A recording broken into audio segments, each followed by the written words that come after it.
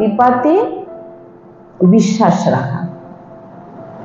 ভগবান আমার উপর কৃপা করেছেন তো নিশ্চিত আমার ভগবত প্রাপ্তি হবে, এটা আপনাকে ভাবতেই। আমার আর কোনো চিন্তা নেই, আমি ভজন করি আর না করি, আমার ভগবত প্রাপ্তি হবেই, কোনো সন্দেহ নেই। আমি যখন রাম কৃষ্ণ হরি রাধা আমি যখন বলছি, তখন আমাকে বুঝে নিতে হবে আমার উপর ভগবানের কৃপা আছে। আর ভগবান যার উপরে কৃপা করে দেয় তার ভগবত প্রাপ্তি নিশ্চিত হয়।